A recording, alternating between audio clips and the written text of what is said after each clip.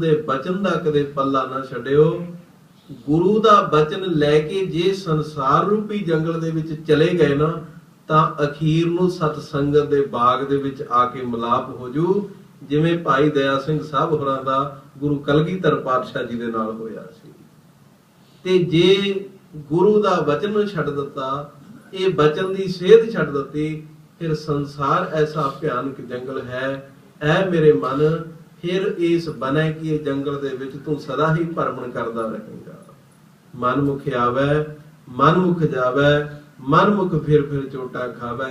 फिर तां भाई ये जम का डंड मूंड मह लागै, खिन मह करे मिलेगा। फिर तां ये जीवन दी ऐसी हालत होएगी। इउं सतगुरु जी ये वचन गुरसिखां नूं बख्शिश कर रहे हन। उमक तरस चालै। उमकत, उमकत दा अर्थ हुंदा साध संगत दी उत्साह। पातशाह जी वचन कर रहे ने उमकत रस चालै। ਜਿਹੜਾ संसार रूपी जंगल है, ਇਹਦੇ ਵਿੱਚ ਜਿਹੜੀ ਮਨ ਦੀ ਹਾਲਤ ਹੈ, ਉਮਕਤ ਦਾ ਅਰਥ ਹੁੰਦਾ ਸਾਧ ਸੰਗਤ ਜੀ ਉਛਾਲ। ਉਮਕਤ ਦਾ ਅਰਥ ਹੁੰਦਾ ਉਮੰਗ। ਰਸ ਚਾਲੈ। ਇਹ ਸੰਸਾਰ ਰੂਪੀ ਜੰਗਲ ਦੇ ਵਿੱਚ ਜਦੋਂ ਇਹ ਮਨ ਵੜ ਗਿਆ ਨਾ, ਤਾਂ ਸਤਿਗੁਰੂ ਕਹਿੰਦੇ ਵਿਸ਼ਿਆਂ ਦੇ ਰਸ ਦੇ ਵਿੱਚ ਬੜਾ ਉਛਾਲੇ ਮਾਰ ਰਿਹਾ ਹੈ ਮਨ। ਸੰਸਾਰ ਰੂਪੀ ਜੰਗਲ ਦੇ ਵਿੱਚ ਜਦੋਂ ਭਰਮਣ ਕਰਦਾ ਹੈ, ਉਮਕਤ ਦਾ ਅਰਥ ਉਤਸ਼ਾਹ ਵੀ ਹੁੰਦਾ ਹੈ। ਇਹਦੇ ਅੰਦਰ ਜਿਹੜਾ ਉਤਸ਼ਾਹ ਹੈ ਉਹ ਪਦਾਰਥਾਂ ਦਾ ਹੈ, ਵਿਸ਼ਿਆਂ ਦਾ ਹੈ, ਰਸਾਂ ਦਾ ਹੈ। ਇਸ ਪੱਖ ਨੂੰ ਲੈ ਕੇ ਚਾਲੈ ਕਿ ਇਹ ਮਨ ਸੰਸਾਰ ਰੂਪੀ ਜੰਗਲ ਦੇ ਵਿੱਚ ਫਿਰ ਰਿਹਾ ਹੈ, ਇੱਥੇ ਭਰਮਣ ਕਰ ਰਿਹਾ ਹੈ। ਹੁਣ ਜਿਹੜੀ ਅਗਲੀ ਤੁਕ ਹੈ, ਇਹਦੇ ਵਿੱਚ ਇਹ ਸਵਾਲੀਆ ਫਿਕਰ ਹੈ। ਜਿਵੇਂ ਆਪਾਂ ਕਿਸੇ ਨੂੰ ਸਵਾਲ ਕਰ ਦਿੰਦੇ ਹਾਂ। ਹੁਣ ਗੁਰੂ ਅਰਜਨ ਦੇਵ ਮਹਾਰਾਜ ਮਨ ਦੀ ਇਹ ਹਾਲਤ ਦੱਸ ਕੇ ਹੁਣ ਅਗਲੇ ਸਵਾਲੀਏ ਫਿਕਰ ਦੇ ਵਿੱਚ ਇਹ ਪੰਕਤੀ ਉਚਾਰਨ ਕੀਤੀ ਹੈ। ਪ੍ਰਭ ਮਿਲਵੇ ਕੀ ਚਾਰ ਹਾਉ। ਸਤਿਗੁਰੂ ਕਹਿੰਦੇ ਹੁਣ ਇਹਨੂੰ ਦੇਖੋ, ਇਹਨੂੰ ਪ੍ਰਭੂ ਨੂੰ ਮਿਲਣ ਦੀ ਕਿੱਥੇ ਕੀ ਚਾਹ ਹੈ ਇਹਦੇ ਅੰਦਰ ਇੱਛਾ। ਇਹ ਹੁਣ ਸਵੈ ਚਿੰਤਨ ਦੀ ਲੋੜ ਹੈ। ਸਤਿਗੁਰੂ ਕਹਿੰਦੇ ਹਰ ਇੱਕ ਜਗਿਆਸੂ, ਹਰ ਇੱਕ ਭਾਈ ਮਨੁੱਖ ਆਪਣੇ ਅੰਦਰ ਇਹ ਝਾਤ ਮਾਰੇ ਕਿ ਮੈਂ ਸੰਸਾਰ ਰੂਪੀ ਜੰਗਲ ਦੇ ਵਿੱਚ ਭਰਮਣ ਕਰ ਰਿਹਾ ਹਾਂ। ਆ ਪਦਾਰਥਾਂ ਦੇ, ਵਿਸ਼ਿਆਂ ਦੇ, ਮੋਹ ਮਾਇਆ ਦੇ ਰਸਾਂ ਦੇ ਵਿੱਚ ਖਚਤ ਹੋਇਆ। ਕਿੱਥੇ ਕੁ ਖੜਿਆ, ਕਿੰਨੀ ਕੁ ਮੇਰੇ ਅੰਦਰ ਪਰਮਾਤਮਾ ਨੂੰ ਮਿਲਣ ਦੀ ਚਾਹ ਕੀ ਇੱਛਾ ਹੈ, ਕਿੰਨੀ ਕੁ ਮੇਰੇ ਅੰਦਰ ਵਾਹਿਗੁਰੂ ਦੇ ਪ੍ਰਤੀ ਭਾਵਨਾ ਹੈ। ਇਸ ਤਰ੍ਹਾਂ ਸਾਧ ਸੰਗਤ ਜੀ ਇੱਕ ਅਰਥ ਤਾਂ ਇਹਨਾਂ ਤੁਕਾਂ ਦੇ ਇਹ ਨੇ, ਤੇ ਦੂਸਰੇ ਅਰਥ ਨੇ ਅੰਤਰੀਵ ਦੇ ਵਿੱਚ। ਉਹਦੇ ਵਿੱਚ ਕੀ ਹੈ, ਸਤਿਗੁਰੂ ਕਹਿੰਦੇ ਮਨ ਘਨੈ ਭ੍ਰਮੈ ਬਨੈ। हे ਮਨ, ਤੂੰ ਸੰਸਾਰ ਰੂਪੀ ਜਿਹੜਾ ਇਹ ਘਨੈ ਕੀ ਇਹ ਬਹੁਤਾ, ਬਨੈ ਕੀ ਇਹ ਜੰਗਲ ਹੈ, ਇਹਦੇ ਵਿੱਚ ਭਰਮਣ ਕਰ ਰਿਹਾ ਹੈ। ਗੁਰੂ ਜੀ ਹੁਣ ਉਪਦੇਸ਼ ਦੇ ਰਹੇ ਨੇ ਮਨ ਨੂੰ। ਪਹਿਲੀ ਤਾਂ ਮਨ ਦੀ ਹਾਲਤ ਦੱਸੀ ਹੈ ਨਾ, ਹੁਣ ਇਹ ਸਿੱਧਾ ਮਨ ਨੂੰ ਉਪਦੇਸ਼ ਹੈ ਸਤਿਗੁਰੂ ਦਾ। ਜਿਵੇਂ ਆ ਕਿਸੇ ਨੂੰ ਅਸੀਂ ਕੋਈ ਗੱਲ ਸਮਝਾਉਣੀ ਹੋਵੇ ਤਾਂ ਉਹਨੂੰ ਕਿਹਾ ਜਾਂਦਾ ਹੈ ਕਿ ਮੈਂ ਤੈਨੂੰ ਇਹ ਗੱਲ ਕਹਿਣ ਲੱਗਿਆ, ਪਰ ਤੂੰ ਆਹ ਗੱਲ ਕਰ ਰਿਹਾ ਹੈ, ਉਹ ਗੱਲ ਛੱਡ ਦੇ ਤੇ ਹੁਣ ਤੂੰ ਆਹ ਕੰਮ ਕਰ ਜਿਹੜਾ ਮੈਂ ਤੈਨੂੰ ਕਹਿਣ ਲੱਗਿਆ। ਤੇ ਸਤਿਗੁਰੂ ਹੁਣ ਉਸੇ ਤਰ੍ਹਾਂ ਹੂ ਕਹਿ ਰਹੇ ਨੇ ਕਿ हे ਮਨ, ਤੂੰ ਇਹ ਸੰਸਾਰ ਰੂਪੀ ਘੜੇ ਜੰਗਲ ਦੇ ਵਿੱਚ ਭਰਮਣ ਕਰ ਰਿਹਾ ਹੈ। ਤੈਨੂੰ ਪਤਾ ਇਸ ਗੱਲ ਦਾ। ਤੇ ਜਦੋਂ ਜਗਿਆਸੂ ਨੂੰ ਇਹ ਸੁੱਧ ਆਉਂਦੀ ਹੈ, ਫਿਰ ਜਗਿਆਸੂ ਕਹਿੰਦਾ ਮਹਾਰਾਜ ਇਹ ਭਰਮਣ ਤੋਂ ਮੈਂ ਕਿਵੇਂ ਬਚੂੰਗਾ। ਸੱਚੇ ਪਾਤਸ਼ਾਹ ਕਹਿਣ ਲੱਗੇ ਫਿਰ ਉਮਕਤ ਰਸ ਚਾਲੈ। ਤੂੰ ਜੇ ਇਸ ਜੰਗਲ ਤੋਂ ਬਚਣਾ ਹੈ, ਉਮਕਤ ਦਾ ਅਰਥ ਹੈ ਉਤਸ਼ਾਹ, ਫਿਰ ਤੂੰ ਉਤਸ਼ਾਹ ਦੇ ਨਾਲ ਸਤ ਸੰਗਤ ਦੇ ਵਿੱਚ ਜਾ।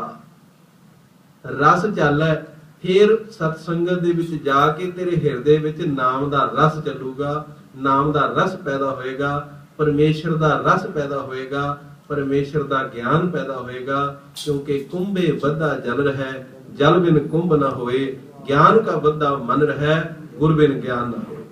ਗੁਰੂ ਸਾਹਿਬ ਜੀ ਫਿਰ ਤੈਨੂੰ ਗਿਆਨ ਦੇਣਗੇ।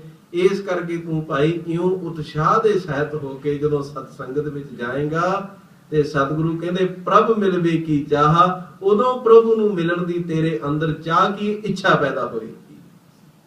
ਸ਼ੁਭ ਇੱਛਾ, ਸ਼ੁਭ ਵਿਚਾਰਨਾ, ਤਨੂ ਮਾਨਸਾ ਅਸੰਸਕਤ, ਪਦਾਰਥ ਅਭਾਵਨੀ ਤੁਰਿਆ। ਇਹ ਸਾਧ ਸੰਗਤ ਜੀ 6 ਗਿਆਨ ਦੀਆਂ ਅਵਸਥਾ ਨੇ। ਗਿਆਨ ਜਦੋਂ ਕਹਿੰਦਾ ਨਾ ਕੋਈ ਗਿਆਨ ਹੋ ਗਿਆ ਮੈਨੂੰ, ਜਾਂ ਕੋਈ ਗਿਆਨ ਦੀਆਂ 6 ਅਵਸਥਾ ਨੇ। ਗਿਆਨ ਦੀ ਪਹਿਲੀ ਅਵਸਥਾ ਸ਼ੁਭ ਇੱਛਾ, ਚੰਗੀ ਇੱਛਾ ਪੈਦਾ ਹੋ ਜਾਣੀ, ਸਤ ਸੰਗਤ ਵੱਲ ਜਾਣ ਦੀ ਇੱਛਾ ਪੈਦਾ ਹੋ ਜਾਣੀ, ਗੁਰੂ ਦੇ ਉਪਦੇਸ਼ ਨੂੰ ਸੁਣਨ ਦੀ ਇੱਛਾ ਪੈਦਾ ਹੋ ਜਾਣੀ, ਪਾਪ ਜਿਤਨੇ ਵੀ ਜੀਵਨ ਵਿੱਚ ਹੋ ਰਹੇ ਨੇ ਉਹਨਾਂ ਦਾ ਗਿਆਨ ਹੋ ਕੇ ਉਹਨਾਂ ਤੋਂ ਨਿਵਰਤੀ ਹੋ ਜਾਣੀ। ਇਹ ਸ਼ੁਭ ਇੱਛਾ ਹੈ। ਜਦੋਂ ਕਿਸੇ ਦੀ ਸ਼ੁਭ ਇੱਛਾ ਬਣ ਜਾਵੇ ਤਾਂ ਨਿਸ਼ਚਿਤ ਹੈ ਕਿ ਉਹਦੇ ਵਿਚਾਰ ਵੀ ਚੰਗੇ ਹੋ ਜਾਂਦੇ ਨੇ। ਗੁਰੂ ਦੇ ਉਪਦੇਸ਼ ਦੁਆਰਾ ਸ਼ੁਭ ਵਿਚਾਰ ਹੋ ਗਏ। ਤਨੂ ਮਾਨਸਾ ਜਦੋਂ ਵਿਚਾਰ ਸ਼ੁਭ ਹੋ ਗਏ, ਫਿਰ ਜਿਹੜੀਆਂ ਇੰਦਰੀ ਸੀ ਇਹ ਬਸ ਵਿੱਚ ਆ ਕੇ ਇਹ ਰਸਾਂ ਤੋਂ, ਵਿਸ਼ਿਆਂ ਤੋਂ, ਪਦਾਰਥਾਂ ਤੋਂ ਨਿਰਲੇਪ ਹੋ ਗਏ ਤੇ ਅਸੰਸਕ੍ਰਿਤ। ਫਿਰ ਸਾਧ ਸੰਗਤ ਜੀ ਫੁਰਲੇ ਨਾਸ ਹੋਣੇ ਸ਼ੁਰੂ ਹੋ ਗਏ। ਪਦਾਰਥ ਭਾਵਨੀ, ਪਦਾਰਥਾਂ ਦੇ ਵਿੱਚੋਂ ਫਿਰ ਜਿਹੜਾ ਖਿੱਚ ਸੀ ਉਹ ਖਤਮ ਹੋ ਗਈ ਤੇ ਇਉਂ ਫਿਰ ਅਖੀਰਲੀ ਅਵਸਥਾ ਤੁਰਿਆ ਅਵਸਥਾ ਹੈ। ਗਿਆਨ ਦੀਆਂ ਇਹ ਵੀ ਮੰਨੀਆਂ ਨੇ ਤੇ ਗੁਰੂ ਸਾਹਿਬ ਜੀ ਨੇ ਇਹ ਵੀ ਮੰਨੀਆਂ, ਤੀਨ ਵਿਆਪੈ ਜਗਤ ਕੋ ਤੁਰਿਆ ਪਾਵੇ ਕੋਈ, ਜਾਗਰਤ ਸੁਖਨ ਸੁਖੋਪਤ। ਇਹ ਤਿੰਨ ਸਰੀਰ ਦੀਆਂ ਅਵਸਥਾ।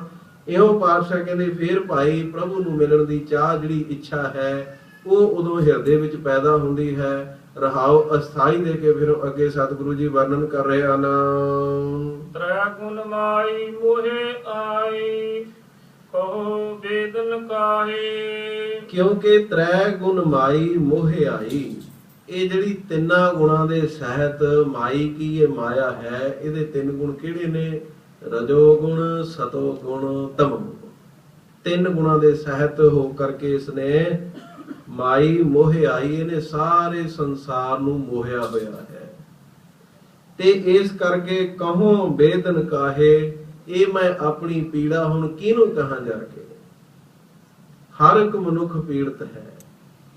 ਸਾਧ ਸੰਗਤ ਜੀ, ਮਾਇਆ ਦੇ 3 ਰੂਪ ਰਜੋ ਗੁਣ, ਸਤੋ ਗੁਣ ਔਰ ਤਮੋ ਗੁਣ। ਅਸਲ ਦੇ ਵਿੱਚ ਸਤੋ ਗੁਣ ਜਿਹੜਾ ਹੈ ਇਹ ਫਿਰ ਵੀ ਕਿਸੇ ਹੱਦ ਤੱਕ ਚੰਗਾ ਹੈ। ਸਤੋ ਗੁਣ ਦੇ ਵਿੱਚ ਸਾਧ ਸੰਗਤ ਜੀ ਕੇਵਲ ਕਿਰਤ ਰਹਿ ਜਾਂਦੀ ਹੈ। ਮਾਇਆ ਦੇ ਪਿੱਛੇ ਤਾਂ ਜਾਂਦਾ ਪਰ ਸੱਚੀ ਕਿਰਤ ਤੱਕ ਆਪਣੇ ਆਪ ਨੂੰ ਸੀਮਿਤ ਰੱਖਦਾ ਹੈ। ਸਤੋ ਗੁਣ ਦੇ ਸਹਿਤ ਹੋ ਕੇ ਜੇ ਕੋਈ ਮਾਇਆ ਕਮਾਉਂਦਾ ਨਾ, ਉਹ ਪਰਮਾਤਮਾ ਨੂੰ ਪ੍ਰਵਾਨ ਹੈ। ਸਤੋ ਗੁਣ ਦੇ ਸਹਿਤ ਕਮਾਈ ਕਰਨ ਵਾਸਤੇ ਸਾਨੂੰ ਸਤਿਗੁਰੂ ਜੀ ਨੇ ਕਿਰਤ ਵਿਰਤ ਕਰ ਧਰਮ ਦੀ, ਇਉਂ ਗੁਰੂ ਸਾਹਿਬ ਜੀ ਨੇ ਸਾਨੂੰ ਇਹ ਉਪਦੇਸ਼ ਦਿੱਤਾ ਹੈ। ਗੁਰੂ ਨਾਨਕ ਨੇ ਸਾਨੂੰ ਛੱਡਣ ਨੂੰ ਨਹੀਂ ਕਿਹਾ, ਬਸ ਇਹਦਾ ਮੋਹ ਛੱਡਣ ਨੂੰ ਕਿਹਾ ਹੈ। ਜਿਹੜੇ 2 ਇਹਦੇ ਹੋਰ ਗੁਣ ਨੇ, ਇਹਦੇ ਤਾਂ ਗੁਣ ਨੇ ਪਰ ਸੰਸਾਰ ਲਈ ਇਹ ਔਗਣ ਬਣ ਜਾਂਦੇ, ਰਜੋ ਔਰ ਤਮੋ। ਔਰ ਰਜੋ ਵੀ ਕਿਸੇ ਹੱਦ ਤੱਕ ਠੀਕ ਹੈ, ਪਰ ਜਿਹੜਾ ਤਮੋ ਹੈ ਇਹ ਸਭ ਤੋਂ ਭਿਆਨਕ ਹੈ। ਅਸਲ ਦੇ ਵਿੱਚ ਜੀਵਨ ਦੇ ਵਿੱਚ ਜਿੰਨੇ ਬਖਾਦ ਪੈਦਾ ਕਰਦਾ ਉਹ ਤਮੋ ਗੁਣੀ ਬਿਰਤੀ ਪੈਦਾ ਕਰਦੀ ਹੈ। ਤਮੋ ਗੁਣੀ ਬਿਰਤੀ ਵਿੱਚ ਕੀ ਹੈ? ਤਮੋ ਗੁਣੀ ਬਿਰਤੀ ਵਿੱਚ ਕਹਿੰਦਾ ਕਿ ਮੇਰੇ ਘਰ ਪਦਾਰਥ ਹੋਣਾ ਚਾਹੀਦਾ, ਭਾਵੇਂ ਇਹ ਕਿਸੇ ਦੇ ਘਰੋਂ ਵੀ ਚੱਕ ਕੇ ਲਿਆਉਣਾ ਹੋਵੇ। ਸਨਮਾਨ ਮੈਨੂੰ ਚਾਹੀਦਾ, ਦੂਸਰੇ ਦਾ ਅਪਮਾਨ ਹੋਵੇ। ਰਜੋਮਈ ਬਿਰਤੀ ਦੇ ਵਿੱਚ ਸਨਮਾਨ ਦੀ ਇੱਛਾ ਤਾਂ ਰੱਖਦਾ ਹੈ ਪਰ ਦੂਸਰੇ ਦੇ ਅਪਮਾਨ ਦੀ ਇੱਛਾ ਨਹੀਂ ਰੱਖਦਾ। ਰਜੋਮਈ ਬਿਰਤੀ ਦਾ ਇਹ ਫਰਕ ਹੈ। ਤੇ ਸਤੋਮਈ ਬਿਰਤੀ ਵਿੱਚ ਸਾਧ ਸੰਗਤ ਜੀ ਦੂਸਰੇ ਦਾ ਸਨਮਾਨ ਪਹਿਲਾਂ ਰੱਖਦਾ ਹੈ। ਤੇ ਇਸ ਕਰਕੇ ਜਿਹੜੀ ਤਮੋਮਈ ਬਿਰਤੀ ਹੈ ਇਹ ਸਭ ਤੋਂ ਮਾਇਆ ਦਾ ਖਤਰਨਾਕ ਰੂਪ ਹੈ। ਉਸ ਬਿਰਤੀ ਨੂੰ ਕਬੀਰ ਸਾਹਿਬ ਜੀ ਨੇ ਵੀ ਕਿਹਾ, ਕਬੀਰ ਆਈ ਮੁਝੇ ਪੈ ਅੰਕ ਕਰੇ ਕਰ ਭੇਸ, ਹਮ ਰਾਖੇ ਗੁਰ ਆਪਣੇ ਉਨ ਕੀਨੋ ਆਦੇਸ਼। ਉਹਨੂੰ ਆਦੇਸ਼ ਕੀਤਾ, ਮੈਨੂੰ ਬਚਾਇਆ ਮੇਰੇ ਗੁਰੂ ਨੇ। ਨੱਕ ਹੋ ਕਾਟੀ, ਕੰਨ ਹੋ ਕਾਟੀ, ਕਾਟ ਕੂਟ ਕੇ ਡਾਰੀ, ਕਹੋ ਕਬੀਰ ਸੰਤਨ ਕੀ ਵੈਰਨ, 3 ਲੋਕ ਕੀ ਪਿਆਰੀ। ਮਾਇਆ ਮਮਤਾ ਮੋਹਣੀ ਜਿਨ ਵਿੜ ਦੰਤਾ ਜਗ ਖਾਇਆ। ਤੇ ਇਸ ਕਰਕੇ ਇੱਕ ਕਵੀ ਜਨ ਨੇ ਬਹੁਤ ਸੁੰਦਰ ਇਹਦੀ ਵਿਆਖਿਆ ਕੀਤੀ ਹੈ। कहते माया की है जो अनहोती बात को होती कर दिखलाए, ताका लोप कराए, जे माया का रूप साच को झूठ दिखाए, झूठ को साच स्वरूप। और कहते सब तो वड्डी निशानी लखना से प्रतीत होए, आप ना भासै जोए। ये निशानियां तो ही प्रगट होंदी है। ते इस करके ऐसी जड़ी त्रिगुणा दे सहित रजगुण सतगुण तम गुण कही है, ये तेरी सब माया। असल दे विच ये बिरती दे ही 3 गुण ने साध संगत जी। ਤੇ ਇਉਂ ਸਤਿਗੁਰੂ ਜੀ ਕਹਿੰਦੇ ਨੇ ਇਹ ਤ੍ਰੈ ਗੁਣ ਮਾਇ, ਇਹ ਤਿੰਨਾਂ ਗੁਣਾਂ ਦੇ ਸਹਿਤ ਹੋ ਕਰਕੇ ਮੋਹਿ ਆਈ, ਇਹਨੇ ਜੀਵ ਨੂੰ ਮੋਹ ਦੇ ਵਿੱਚ ਆ ਕੇ ਫਸਾਇਆ ਹੋਇਆ ਹੈ।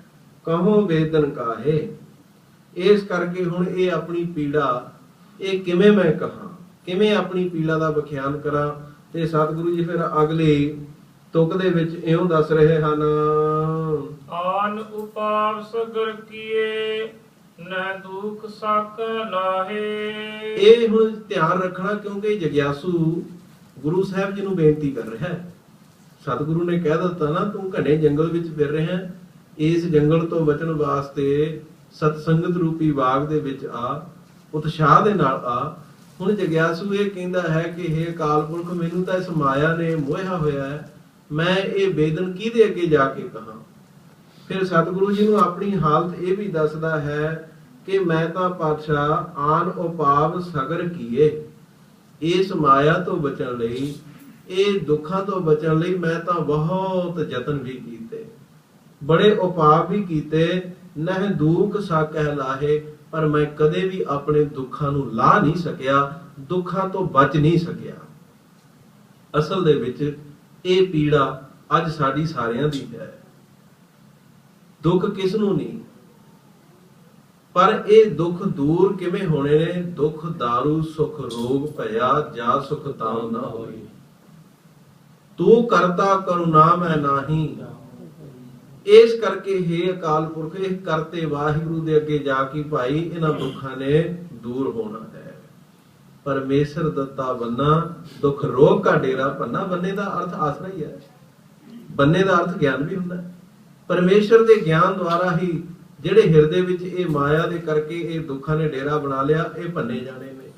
ਜਦੋਂ ਜਗਿਆਸੂ ਇਹ ਬੇਨਤੀ ਕਰਦਾ ਹੈ, ਫਿਰ ਸ਼ਬਦ ਦੀ ਅਖੀਰਲੀ ਤੁਕ ਵਿੱਚ ਸਤਿਗੁਰੂ ਜੀ ਆਤਮਿਕ ਉਪਦੇਸ਼ ਇਉਂ ਬਖਸ਼ਿਸ਼ ਕਰ ਰਹੇ ਹਨ, ਭਜ ਸਰਨ ਸਾਧੂ ਨਾਨਕਾ ਮਿਲ ਗੁਣ ਗੋਬਿੰਦ ਹੈ ਗਾਹੇ। ਫਿਰ ਭਾਈ ਭਜ ਸਾਧੂ ਸਰਨ ਨਾਨਕਾ। ਹੇ ਭਾਈ, ਜੇ ਤੇਰੀ ਜੀਵਨ ਦੀ ਇਹ ਹਾਲਤ ਹੈ, ਫਿਰ ਤਾਂ ਤੂੰ ਜਿਹੜੇ ਨਾਮ ਜਪਣ ਵਾਲੇ ਨੇ, ਸ਼ਾਂਤ ਰਸ ਆਤਮਾਵਾਂ ਨੇ, ਉਹਨਾਂ ਦੇ ਨਾਲ ਮਿਲ ਕੇ ਉਸ ਪਰਮੇਸ਼ਰ ਦਾ ਭਜਨ ਕਰ।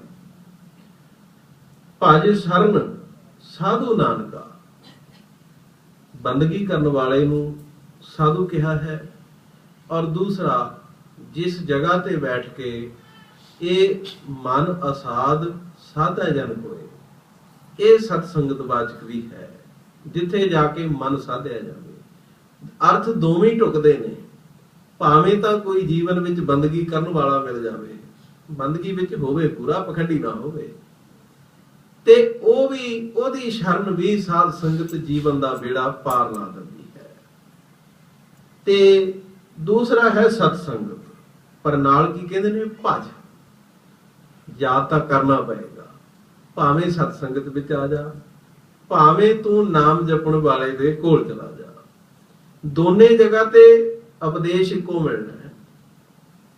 ਦੋਨਾਂ ਨੇ ਦ੍ਰਿੜ, ਦੋਨੇ ਸਮਿਆਂ ਦੇ ਵਿੱਚ ਤੈਨੂੰ ਯਾਦ ਪਰਮੇਸ਼ਰ ਕਰਾਇਆ ਜਾਣਾ ਹੈ। ਹਾਂ, ਇੱਕੋ ਮੀਟਰ ਹੈ। ਜੇ ਕਿਤੇ ਕੋਈ ਕਿਸੇ ਕੋਲ ਚਲਾ ਵੀ ਗਿਆ, ਜੇ ਉਹ ਆਪਣੀ ਦੇਹ ਨਾਲ ਜੋੜਦਾ, ਫਿਰ ਸਮਝ ਲੂ ਉਹ ਹੈ ਨਹੀਂ ਇਹ, ਫਿਰ ਉਹਦੇ ਜੀਵਨ ਵਿੱਚ ਪਖੰਡ ਹੈ। ਸਾਧ ਦੀ ਨਿਸ਼ਾਨੀ, ਸਾਧੂ ਦੀ ਨਿਸ਼ਾਨੀ, ਸੰਤ ਦੀ ਨਿਸ਼ਾਨੀ ਇਹ ਹੈ ਕਿ ਉਹ ਪਰਮਾਤਮਾ ਨਾਲ ਵਾਹਿਗੁਰੂ ਨੂੰ ਜੋੜਦਾ ਹੈ।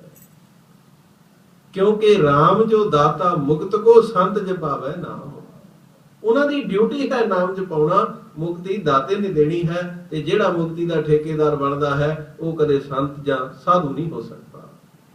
ਇਸ ਕਰਕੇ ਸਤਿਗੁਰੂ ਜੀ ਕਹਿੰਦੇ ਨੇ, ਭਜ ਸਰਨ, ਤੂੰ ਜਾ ਕੇ ਯਾਦ ਕਰ ਗੁਰੂ ਸਾਹਿਬ ਦੀ ਸ਼ਰਨ ਵਿੱਚ, ਸਤ ਸੰਗਤ ਦੀ ਸ਼ਰਨ ਵਿੱਚ, ਮਿਲ ਗੁਣ ਗੋਬਿੰਦ ਹੈ ਗਾਹੇ। ਉੱਥੇ ਜਾ ਕੇ ਮਿਲ ਕੇ ਕੀ ਗਾਣਾ ਹੈ, ਗੁਣ ਗਾਉਣੇ ਨੇ ਕਿਹਦੇ, ਗੋਬਿੰਦ ਹੈ। ਸਾਧ ਸੰਗਤ ਜੀ, ਗਉ ਨੌ ਧਰਤੀ ਦਾ ਹੁੰਦਾ ਹੈ, ਤੇ ਬਿੰਦ ਹੈ ਨੌ ਵੇਦਾਂ ਦਾ ਹੈ। ਜਿਸ ਗੋ ਕੀ ਇਹ ਧਰਤੀ ਦੇ ਮਾਲਕ ਦੇ ਗੁਣ ਵੇਦ ਵੀ ਗਾਉਂਦੇ ਨੇ, ਉਸ ਵਾਹਿਗੁਰੂ ਪਰਮੇਸ਼ਰ ਦੇ ਗੁਣਾਂ ਨੂੰ ਜਾ ਕੇ ਗਾਹੇ ਕੀ, ਉਹਨਾਂ ਨੂੰ ਗ੍ਰਹਿਣ ਕਰ। ਗਾਹੇ ਦਾ ਅਰਥ ਗਾਉਣਾ ਵੀ ਹੈ, ਤੇ ਗਾਹੇ ਦਾ ਅਰਥ ਸਾਧ ਸੰਗਤ ਜੀ ਗ੍ਰਹਿਣ ਕਰਨਾ ਵੀ ਹੈ। ਗੁਣ ਕੱਲੇ ਗਾਉਣੇ ਨਹੀਂ, ਉਹਨਾਂ ਨੂੰ ਗ੍ਰਹਿਣ ਵੀ ਕਰਨਾ ਹੈ। ਜੇ ਤੂੰ ਕੇਵਲ ਗਾਉਣ ਤੱਕ ਸੀਮਿਤ ਰਿਹਾ, ਤੇ ਸਤਿਗੁਰੂ ਨੇ ਤਾਂ ਫਿਰ ਸਪਸ਼ਟ ਕੀਤਾ ਹੈ, ਗਾਵਿਆ ਸੁਣਿਆ ਤਿਨਕਾ ਹਰ ਥਾਏ ਪਾਵੈ, ਜਿਨ ਸਤਿਗੁਰ ਕੀ ਆਗਿਆ ਸਤ ਸਤ ਕਰਮਾਂ।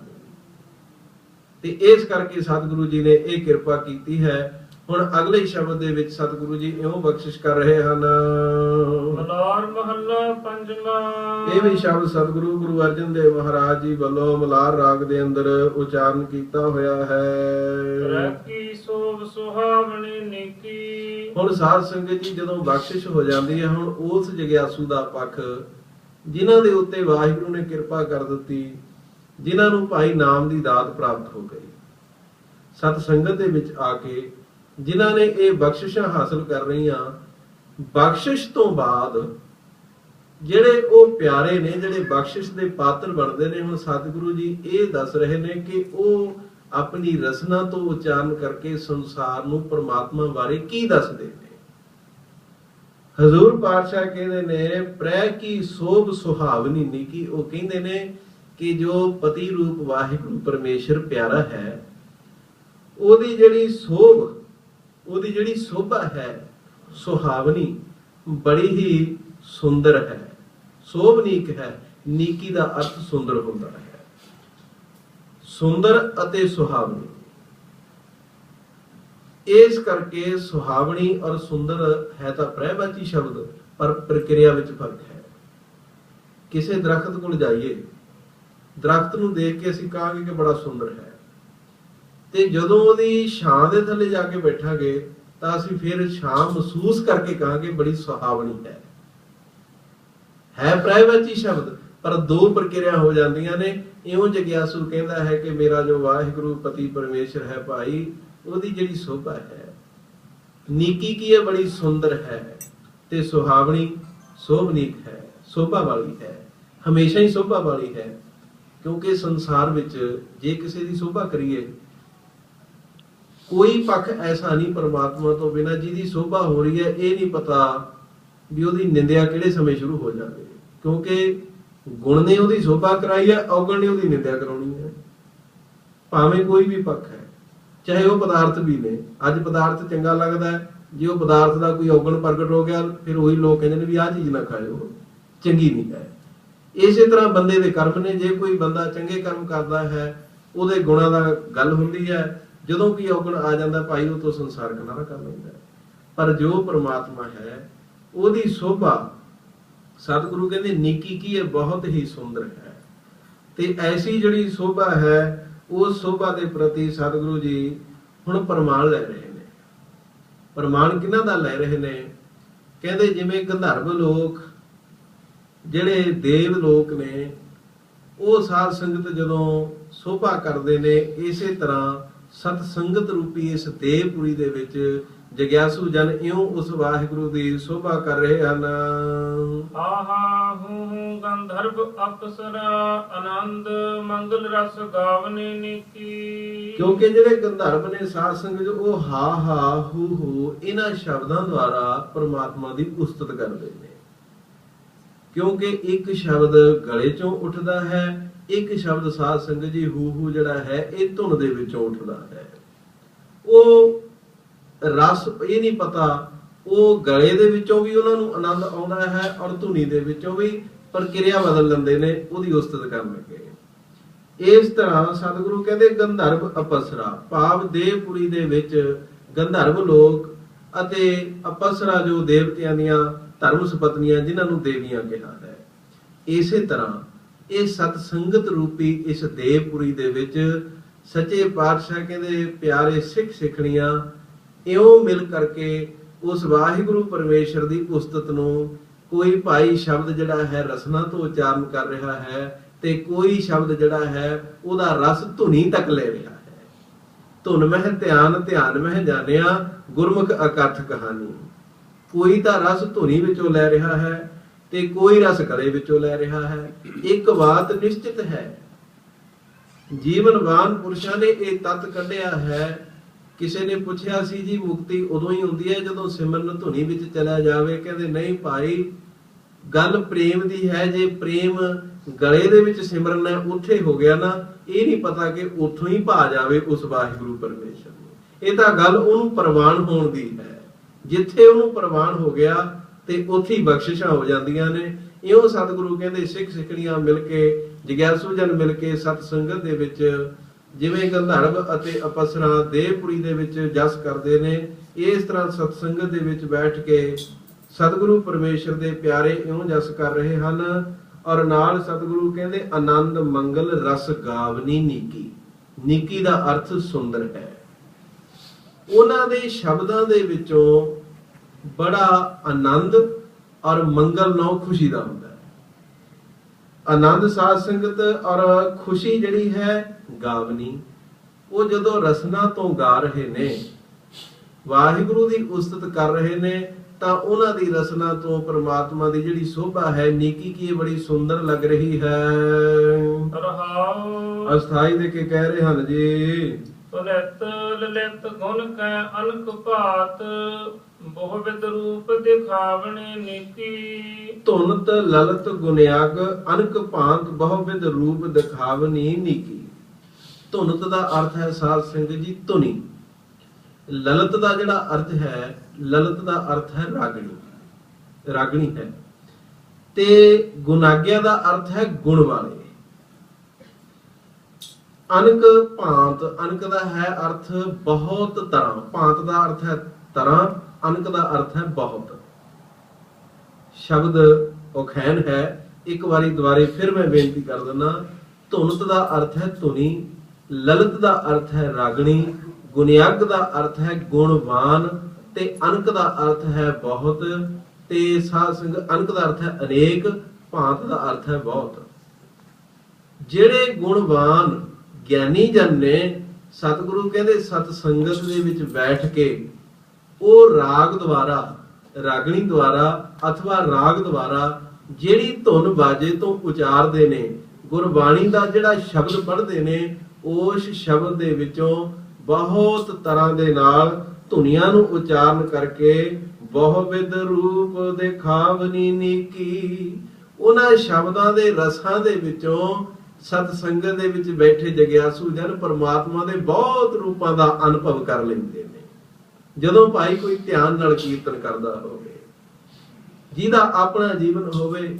ਮਹਾਂਪੁਰਸ਼ ਸੰਤ ਬਾਬਾ ਆਨੰਦ ਸਿੰਘ ਜੀ ਕਲੇਰਾਂ ਵਾਲੇ ਸਾਧ ਸੰਗਤ, ਇੱਕ ਵਾਰੀ ਸੰਗਤ ਵਿੱਚ ਕੋਈ ਰਾਗੀ ਸਿੰਘ ਨੇ ਸ਼ਬਦ ਪੜ੍ਹ ਦਿੱਤਾ ਕਿ ਪਾਣੀ ਢੋਵਾਂ ਪੱਖਾ ਫੇਰਾਂ ਬਾਬਾ ਤੇਰੀਆਂ ਸੰਗਤਾਂ ਦਾ। ਉਹ ਬਾਰ-ਬਾਰ ਪੜ੍ਹਦਾ ਰਿਹਾ, ਬੜੀ ਬੇਰਸੀ ਜੀ ਹੋ ਗਈ।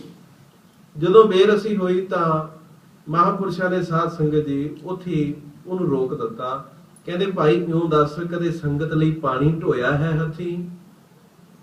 ਕਹਿੰਦੇ ਨਾ ਮਹਾਰਾਜ। ਕਹਿੰਦੇ ਸੰਗਤ ਨੂੰ ਪੱਖਾ ਹੱਥੀਂ ਸੇਵਾ ਕੀਤੀ ਹੈ? ਕਹਿੰਦੇ ਨਹੀਂ। ਕਹਿੰਦੇ ਫਿਰ ਜੇ ਆਪਣਾ ਜੀਵਨ ਨਾ ਹੋਵੇ ਫਿਰ ਸੰਗਤ ਨੂੰ ਉਹ ਉਪਦੇਸ਼ ਨਹੀਂ ਕਰੀਦਾ। ਉਹ ਬੜੀ ਆਪਣੀ ਬੇਇੱਜ਼ਤੀ ਮੰਨ ਗਿਆ। ਸਿਆਣੇ ਬੰਦੇ ਕਹਿਣ ਲੱਗੇ ਤੂੰ ਹੁਣ ਸ਼ੁਰੂ ਕਰ ਲੈ ਸੇਵਾ। ਉਸ ਦਿਨ ਤੋਂ ਉਹਨੇ ਸਾਧ ਸੰਗਤ ਦੀ ਕੀਰਤਨ ਤਾਂ ਬੰਦ ਕਰ ਦਿੱਤਾ। ਰੋਜ਼ ਜਲ ਨਾਲ ਸੰਗਤ ਦੀ ਸੇਵਾ ਕਰਨੀ, ਜੋੜੇ ਝਾੜਨੇ। ਤਕਰੀਬਨ 40 ਦਿਨ ਜਦੋਂ ਇਸ ਤਰ੍ਹਾਂ ਲੰਘੇ, 2 ਮਹੀਨੇ ਲੰਘੇ, ਇੱਕ ਦਿਨ ਮਹਾਂਪੁਰਸ਼ ਕਹਿੰਦੇ ਭਾਈ ਬੁਲਾਓ ਉਹਨੂੰ ਰਾਗੀ ਸਿੰਘ ਨੂੰ। ਰਾਗੀ ਸਿੰਘ ਬੁਲਾ ਲਿਆ। ਕਹਿੰਦੇ ਭਾਈ ਉਹੀ ਸ਼ਬਦ ਸੁਣਾ ਜਿਹੜਾ ਉਸ ਦਿਨ ਸੁਣਾਉਂਦਾ ਸੀ। ਜਦੋਂ ਸਾਧ ਸੰਗਤ ਸ਼ਬਦ ਪੜ੍ਹਨ ਲੱਗਿਆ ਨਾ, ਇਤਨੇ ਵਿਰਾਗ ਦੇ ਵਿੱਚ ਆ ਗਿਆ। ਸ਼ਬਦ ਪੜ੍ਹਦਾ ਪੜ੍ਹਦਾ ਸੰਗਤ ਵਿੱਚ ਕੋਈ ਅੱਖ ਐਸੀ ਨਹੀਂ ਰਹੀ ਜਿਨ੍ਹਾਂ ਦੇ ਅੱਖ ਦੇ ਵਿੱਚੋਂ ਅਥਰੂ ਨਾ ਉਤਰਿਆ। ਸਿਆਣੇ ਸਰੀਰ ਇਕੱਠੇ ਹੋ ਕੇ ਮਹਾਂਪੁਰਸ਼ਾਂ ਨੂੰ ਪੁੱਛਣ ਲੱਗੇ। ਕਹਿੰਦੇ ਜੀ ਰਾਗੀ ਵੀ ਉਹੀ, ਬਾਜਾ ਵੀ ਉਹੀ, ਜਗ੍ਹਾ ਵੀ ਉਹੀ, ਸ਼ਬਦ ਵੀ ਉਹੀ, ਸੰਗਤ ਵੀ ਤਕਰੀਬਨ ਉਹੀ। ਇਹ ਫਰਕ ਕੀ ਪੈ ਗਿਆ? ਉਸ ਦਿਨ ਬੇਰਸੀ ਸੀ ਤੇ ਅੱਜ ਬੜਾ ਰਸ ਸੀ। ਕਹਿੰਦੇ ਭਾਈ ਉਸ ਦਿਨ ਇਹਦਾ ਆਪਣਾ ਜੀਵਨ ਨਹੀਂ ਸੀ, ਅੱਜ ਇਹਦਾ ਆਪਣਾ ਜੀਵਨ ਹੈ। ਸਤਿਗੁਰੂ ਕਹਿੰਦੇ ਜਦੋਂ ਜੀਵਨ ਵਾਲੇ ਰਾਗਣੀ ਰਾਗ ਗਾਉਂਦੇ ਨੇ, ਉਹਦੀ ਧੁਨ ਨੂੰ ਉਚਾਰਨ ਕਰਦੇ ਨੇ, ਉਸ ਧੁਨੀ ਦੁਆਰਾ ਬਹੁਤ ਤਰੀਕਿਆਂ ਨਾਲ ਉਸ ਪਰਮੇਸ਼ਰ ਦਾ ਰੂਪ ਭਾਈ ਉੱਥੇ ਬੈਠੇ ਸਤਸੰਗੀਆਂ ਨੂੰ ਜਣਾ ਦਿੰਦੇ ਨੇ, ਔਰ ਇਉਂ ਆਨੰਦ ਮੰਗਲ ਉੱਥੋਂ ਪ੍ਰਾਪਤ ਕਰਵਾ ਦਿੰਦੇ ਹਨ। ਗਿਰ ਤਰ ਖਲ ਜਲ ਭਵਨ, ਭਰਪੁਰ ਘਟ ਘਟ ਲਾਵਨ, ਛਾਵਣੀ ਨੀਕੀ। ਸਾਧ ਸੰਗਤ ਜੀ ਗਿਰ ਦਾ ਅਰਥ ਹੈ ਪਹਾੜ, ਤੇ ਸਾਧ ਸੰਗਤ ਜੀ ਤਰ ਦਾ ਅਰਥ ਹੈ ਸਾਧ ਸੰਗਤ ਜੀ ਜਿਤਨੇ ਵੀ ਇਹ ਸੰਸਾਰ ਦੇ ਉੱਤੇ ਫਲ ਆਦਿਕ ਹਨ, ਬਿਰਛ ਆਦਿਕ ਹਨ। ਤੇ ਥਲ ਦਾ ਅਰਥ ਹੈ ਸਾਧ ਸੰਗਤ ਖੁਸ਼ਕ ਜਗ੍ਹਾ। ਜਲ ਦਾ ਅਰਥ ਹੈ ਪਾਣੀ। ਭਵਨ ਭਾਵ ਜਿੰਨੇ ਵੀ ਲੋਕ ਸੰਸਾਰ ਵਿੱਚ ਭਰਪੂਰ, ਉਹ ਸਾਰੇ ਹੀ ਭਰਪੂਰ ਹੋ ਰਹੇ ਨੇ। ਕਾਹਦੇ ਨਾਲ?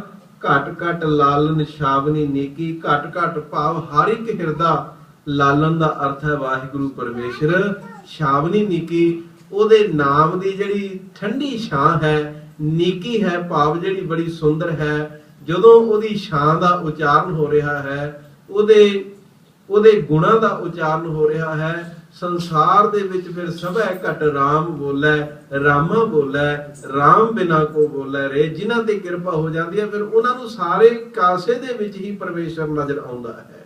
ਉਹਨਾਂ ਨੂੰ ਪਾਣੀ ਵਿੱਚ ਵੀ ਪਰਮੇਸ਼ਰ ਦਿਸਦਾ ਹੈ, ਖੁਸ਼ਕ ਜਗ੍ਹਾ ਦੇ ਵਿੱਚ ਵੀ ਪਰਮੇਸ਼ਰ ਦਿਸਦਾ ਹੈ। ਧਰਤ ਆਕਾਸ਼ ਪਾਤਾਲ ਹੈ ਜਿੰਦੜੀਏ। ਇਉਂ ਇਹ ਸਤਿਗੁਰੂ ਪਾਤਸ਼ਾਹ ਜੀ ਬਖਸ਼ਿਸ਼ ਕਰ ਰਹੇ ਹਨ।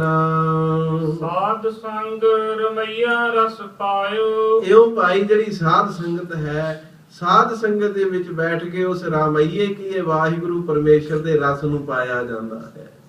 ਉਹਦੇ ਨਾਮ ਦਾ ਰਸ, ਉਹਦੀ ਪ੍ਰਾਪਤੀ ਦਾ ਰਸ, ਉਹਦੀ ਸਖਿਆਤਾ ਦਾ ਰਸ ਇਹ ਸਤ ਸੰਗਤ ਦੇ ਵਿੱਚੋਂ ਪ੍ਰਾਪਤ ਹੁੰਦਾ ਹੈ। ਨਾਨਕ ਜਾ ਕੇ ਭਾਵਨੀ ਨੀਕੀ। ਮਿਲਦਾ ਕਿਹਨਾਂ ਨੂੰ ਹੈ? ਜਿਨ੍ਹਾਂ ਦੀ ਭਾਵਨੀ ਨੀਕੀ ਭਾਵ ਜਿਨ੍ਹਾਂ ਦੀ ਭਾਵਨਾ ਸੁੰਦਰ ਹੋਵੇ, ਜਿਨ੍ਹਾਂ ਦੀ ਭਾਵਨਾ ਸ਼ੁੱਧ ਹੋਵੇ, ਜਿਨ੍ਹਾਂ ਦੇ ਅੰਦਰ ਭਾਵਨਾ ਹੈ। ਤੇ ਭਾਵਨਾ ਵਿਹੀਨ ਕੈਸੇ ਪਾਵੇ ਜਗਦੀਸ਼ ਕੋ। ਗੱਲਾਂ ਦੇ ਨਾਲ ਪਰਮਾਤਮਾ ਨਹੀਂ ਮਿਲਣਾ, ਪਰਮਾਤਮਾ ਵਾਹਿਗੁਰੂ ਭਾਵਨਾ ਦੇ ਨਾਲ ਮਿਲਣਾ ਹੈ। ਤੇ ਭਾਵਨਾ ਫਿਰ ਜਿਹਦੀ ਜਿੰਨੀ ਪ੍ਰਬਲ ਭਾਵਨਾ ਹੈ ਉਨੀ ਛੇਤੀ ਉਹਨੂੰ ਸਰੂਪ ਸਖਿਆਤਾ ਦੀ ਪ੍ਰਾਪਤੀ ਹੈ। ਭਗਤ ਧੰਨੇ ਜਿਹਦੀ ਭਾਵਨਾ ਪ੍ਰਬਲ ਸੀ ਤਾਂ ਦੇਖੋ ਫਿਰ ਕਿਤਨੇ ਛੇਤੀ ਸਮੇਂ ਦੇ ਵਿੱਚ ਵਾਹਿਗੁਰੂ ਪਰਮੇਸ਼ਰ ਦੀ ਪ੍ਰਾਪਤੀ ਹੋਈ। ਸੋ ਇਸ ਕਰਕੇ ਜਿਨ੍ਹਾਂ ਦੇ ਅੰਦਰ ਭਾਵਨਾ ਹੈ, ਰਾਮ ਅਈਆ, ਜਿਹੜਾ ਰਾਮ ਕੀ ਇਹ ਅਈਏ ਦਾ ਅਰਥ ਹੁੰਦਾ ਆਉਣਾ, ਜਿਹੜਾ ਸਾਰੇ ਹੀ ਸੰਸਾਰ ਦੇ ਜੀਵਾਂ ਦੇ ਅੰਤਿਸ਼ ਕਰਨਾਂ ਦੇ ਵਿੱਚ ਆਇਆ ਹੋਇਆ ਹੈ। ਐਸਾ ਜੋ ਵਾਹਿਗੁਰੂ ਪਰਮੇਸ਼ਰ ਹੈ ਉਹ ਰਸ ਪਾਇਓ। ਉਹਦਾ ਰਸ ਕਿਵੇਂ ਮਿਲਦਾ ਹੈ? ਨਾਨਕ ਜਾ ਕੇ ਭਾਵਨੀ ਨੀਕੀ। ਗੁਰੂ ਨਾਨਕ ਸਾਹਿਬ ਮਹਾਰਾਜ ਪਾਤਸ਼ਾਹ ਜੀ ਦੇ ਪੰਚਮ ਸਰੂਪ ਸ੍ਰੀ ਗੁਰੂ ਅਰਜਨ ਦੇਵ ਮਹਾਰਾਜ ਜੀ ਬਚਨ ਕਰਦੇ ਨੇ, ਭਾਈ ਜਾ ਕੇ ਜਿਨ੍ਹਾਂ ਦੇ ਭਾਵਨੀ ਨੀਕੀ, ਜਿਨ੍ਹਾਂ ਦੀ ਭਾਵਨਾ ਜਿਹੜੀ ਹੈ ਉਹ ਨੀਕੀ ਕੀ ਸੁੰਦਰ ਹੈ। ਇਸ ਕਰਕੇ ਭਾਵਨਾ ਨੂੰ ਹੀ ਫਲ ਲੱਗਦਾ ਹੈ, ਸ਼ਰਧਾ ਨੂੰ ਹੀ ਫਲ ਲੱਗਦਾ ਹੈ। ਸਤਿਗੁਰੂ ਜੀ ਕਿਰਪਾ ਕਰਨ। ਇੱਥੇ ਸਾਧ ਸੰਗਤ ਦੀ ਸ਼ਬਦ ਦੀ ਸਮਾਪਤੀ ਹੈ।